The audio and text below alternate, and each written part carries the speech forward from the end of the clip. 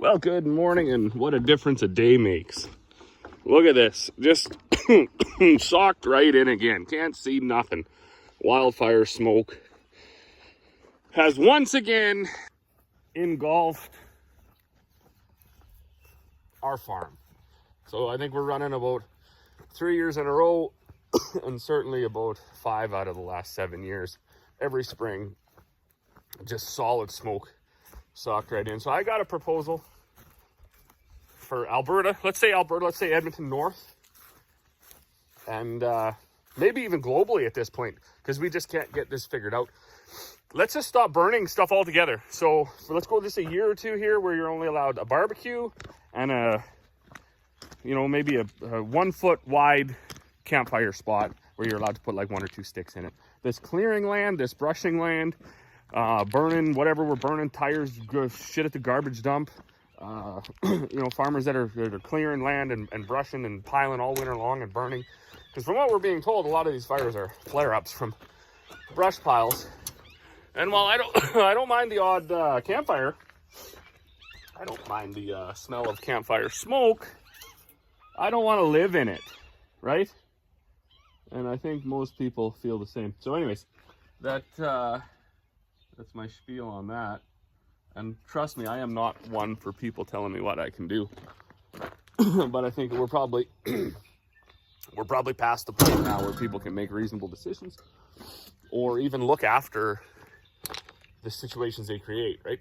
By burning all their brush and then just leaving them and going to Phoenix and coming home and letting them stir up and the wind blow them away. So anyways, what I want to do here, we got filled up last night, with seed and fertilizer and inoculant. So we're ready to roll. One thing, we did buy a new camera for the inoculant tank because I broke the thingamajiggy off of it yesterday. So I want to try to pair that camera up, and then we'll get rocking and rolling here. Look how brutal it is. You can't see nothing. Just smoke. Smoke, smoke, smoke. Hopefully we don't have to deal with another summer like this. That is no fun. Look at that. I don't even know if you can see, there's an oil well right ahead of us. You can hardly even see it. Highway's over there. Just socked right in of smoke. That does wonders for plants just coming up. Just does wonders.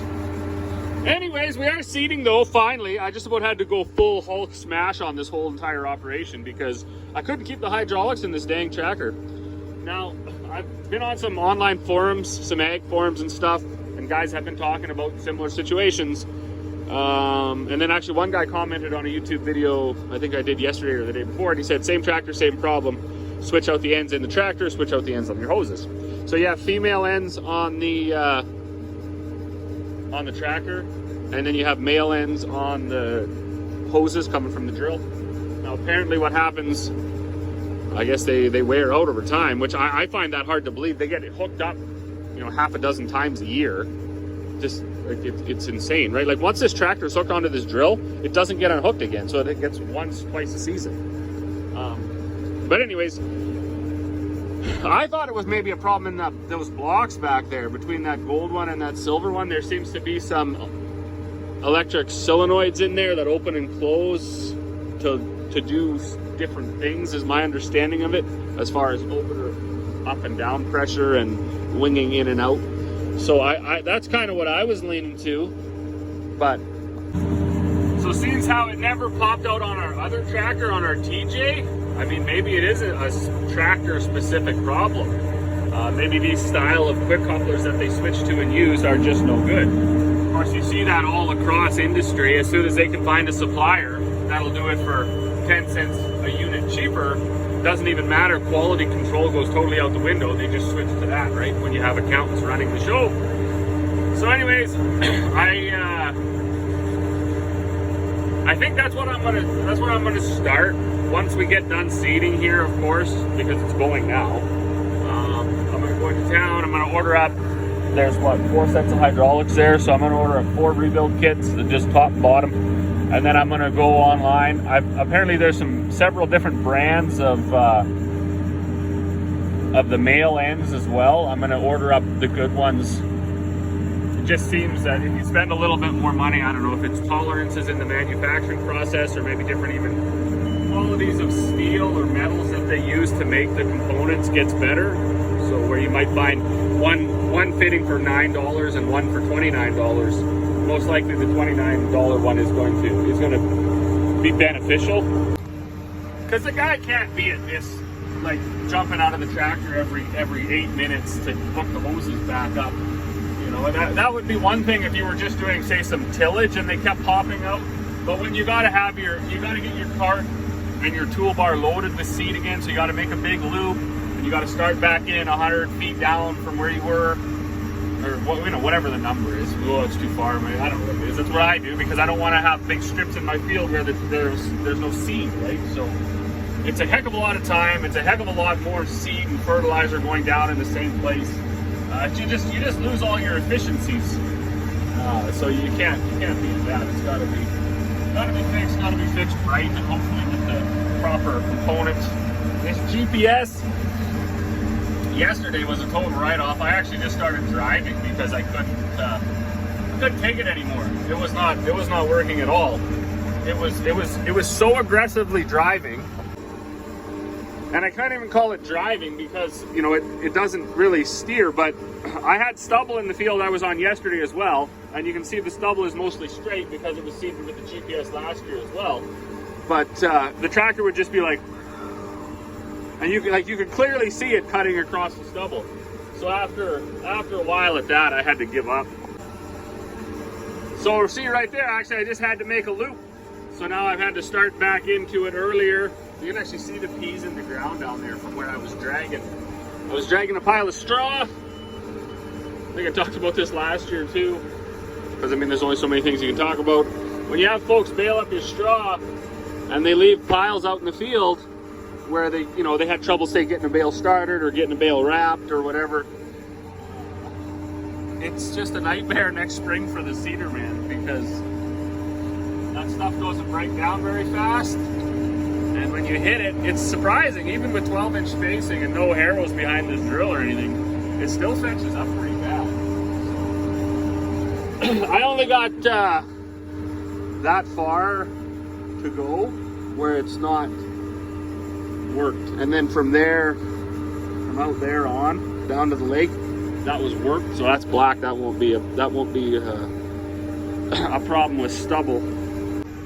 Because we sprayed, I forget what it was, Treflan or Abidex or something. We sprayed that last fall, and then you have to incorporate that into the soil. So you work it once, and then you spray it, and then you just lightly work it again. So there's no stubble issue over there. But hopefully this GPS holds out. I did text Dad this morning already, and I was like, you know what, you're gonna have to get that other tractor, unhook it from the disc, fuel it up, and get it ready to come to the field. So, because this is just not, I can't get the hydraulic hoses in there, the GPS is all over the place. Not that I can't run without the GPS, I can certainly steer, but I can't run with the hydraulic hoses falling out. So. But anyways, we've made quite a few rounds. They've been staying in. I did switch one set. I had my opener down pressure here, my system supply pressure was this blue one, and then my fan on my cart was this brown one. I switched everything that was on the blue one over to this black one, and it seems to be holding out better. I've also started to engage this button, which is the hydraulic motor button.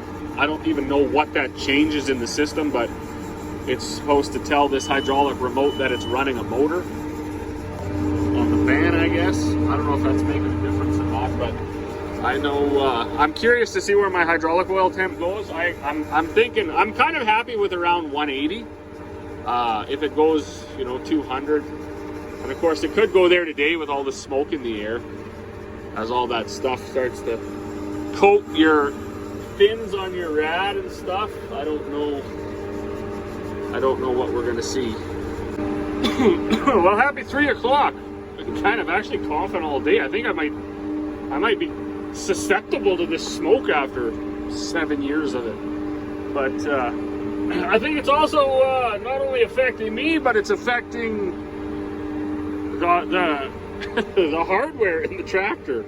So I had to move my blockage monitor over here because it wasn't getting the signal. Now, I don't know if it's because of the smoke. It's the first time I've ever had to do that, and it worked fine when I moved it over here. I'm also gonna run out of fertilizer. This one camera quit altogether, but it since has started working. I climbed in there and give it a smack. So of course all this stuff is wireless, right? And I don't exactly know how such a dense amount of smoke could affect something. This GPS for about 4 rounds had totally lost its mind. Now it did that yesterday before the smoke too, but I don't know, it's getting a little old. It's getting a little old. So hopefully things go smoothly for the rest of the day here, and we can just get some acres pounded out. Well, that's how smoky it is. You can, you know, if Dad was a few hundred feet further to the east, the guy wouldn't even be able to see him. But he's out here. He's got the rock wagon all figured out, picking some stones. There's lots of, there's certainly lots of those to grab. This thing has been a nightmare all day, but I've also had to stick my antenna down there up on a piece of hose that I cut off of this drill, so this thing would still breed. It's unbelievable. My camera's quit. I think all the wireless signal was getting messed up from this smoke and the dust. So everything has this thick layer of dust and a thick layer of smoke.